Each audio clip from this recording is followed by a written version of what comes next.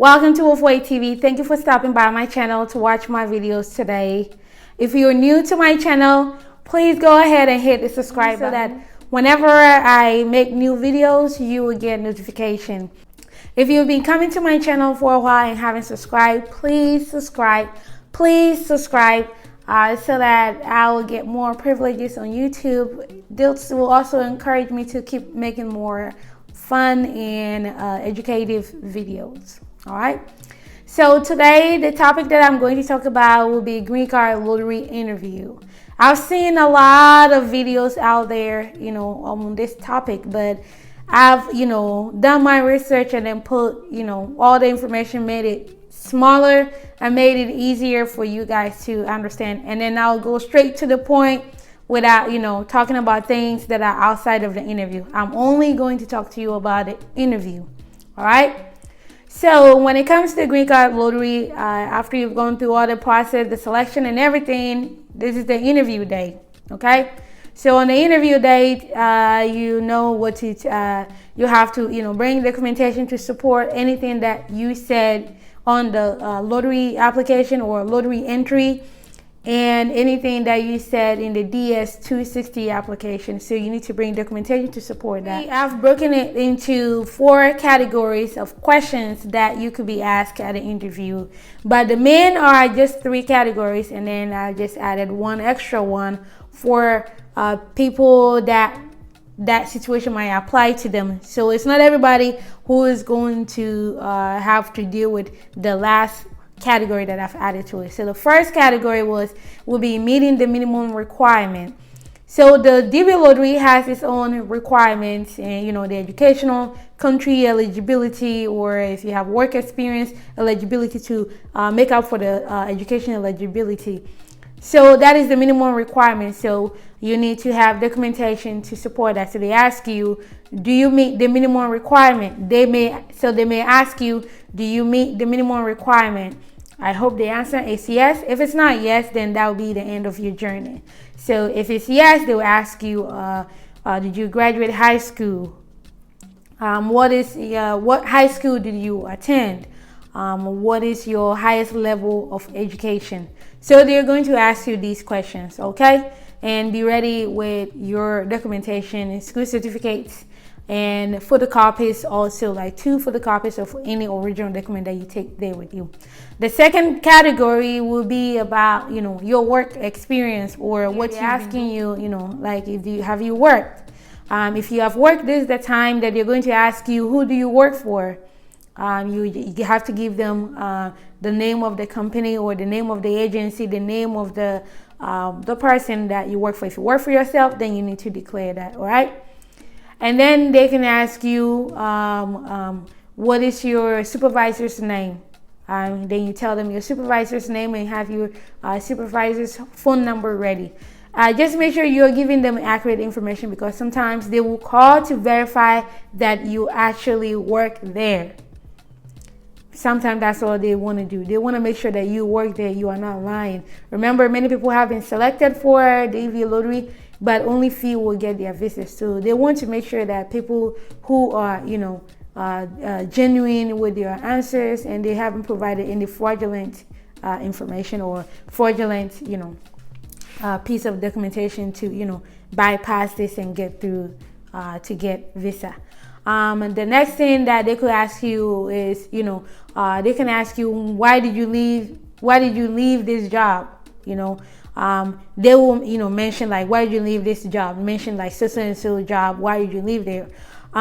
Remember that the questions that they're asking you are not random per se. They are randomly picked, but they are not random, like they have no bearing on your case. I remember that when you fill out the form DS260 application, which is the immigrant visa application, you provided all this information, where you've worked at, where you've lived at. So any of those questions on that documentation is, fair. It's a fair play. So they can ask you anything from there. So they can ask you, why did you leave this job? And then you tell them, just give them simple, explanation. Like, I left there for, better opportunity somewhere. I got better job offer somewhere. Or that was a temporary job and my contract wasn't extended. Like something that is not the opportunity for you to trash your boss. Remember, they are going to ask for your supervisor's phone number to call your boss. So you don't want to trash anybody. You're not going to gain any sympathy by you talking bad about your previous boss or your previous manager or previous supervisor, okay? And then the next thing is they can ask you, so if you are not working and if you're doing your, you're in school, then they will ask you more information about that. But that will go into the minimum requirement because they will ask you the highest level of education there. But if they ask you within this group, then be ready to provide that information. Be ready to provide certification diplomas that you have to support this education level that you stated. If you're self-employed, then have something to show that you are the business owner, or you play whatever role that you say you play. If you're self-employed, then you need to have something about your business. If you're doing some kind of technical work, technical field work, then they might ask you questions with regards to your job, like what do you do? You tell them what you do. So what is the normal day at your job? Then you just have to give them like simple basic step. When I go to job, I do this. I call customers. If you're like say you're a customer service representative, in an office, and then when I get to work, I call customers. I go back on whatever that you have to do. Just make it simple. Don't give them like a long drawn out conversation. The next set of questions that they're going to ask you, which is the third category, will be about your life in the United States. So they can ask you, what do you plan to do in the United States? It can be as simple as, when I come, I'll look for a job, go back to school, that stuff. Just make sure that you don't get sarcastic and give them any answer and think that they're going to think that you're joking. That is not time for you to go and joke and say anything that will portray you as you are trying to come here to do something illegal or do some kind of, commit some kind of crime or nothing. Be serious, okay? It doesn't matter how friendly your interviewer is. Just be, know that this is serious. Their decision, is irreversible. Whatever decision that they make that day is irreversible. So take it serious, all right? And then they can ask you where are you going to live in the United States. So you need to know the city and the state that you're going to live in. Sometimes when you tell them, they might not get into too much details and ask you what you're going to do. So if you know ahead of time where you're going to live, then get that information, get the address information, and then have them ready, okay? So that when they ask you, you'll be able to provide that information. But nobody is going to hold you or hold it against you if you're not able to give detailed information about where you're going to stay or the address or something.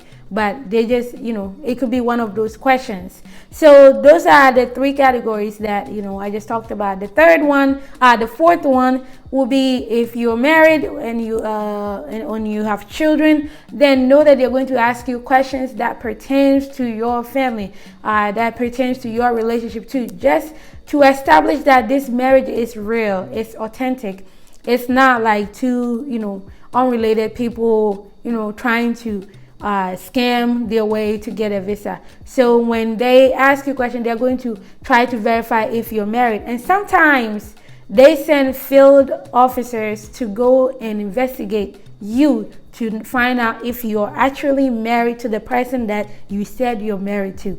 So if they find out that you lied, that will be the end of your case, okay? And when that is the end of your case, that's the same goes for your children. They're not going to get visa. When you get your visa, the same privileges transfer to your children. When you get visa, your wife gets it, your children get it. But if they feel that something is fishy with your case and they decide not to give you the visa, then it applies to everybody on your application, okay?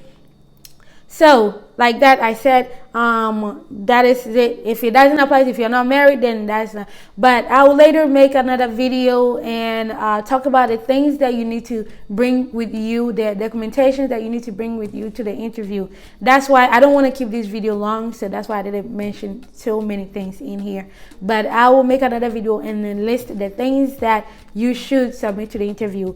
The questions that I discuss here in this video is not, comprehensive. there could be other questions that they could ask you pertaining to your unique situation, but these are the common questions that they've asked many visa lottery applicants when they've gone for the interview.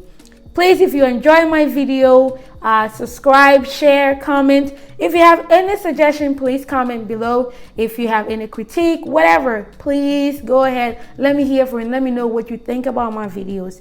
Please follow me on Facebook on WoFoy TV. That is the only official Facebook page. I share most of the videos that I post here on that page. So you can follow me there, ask questions, and I'll respond to them. You can also join my private Facebook groups, Moving to America /WoFoy TV. There, anybody who's trying to move, ask questions like what you need to do.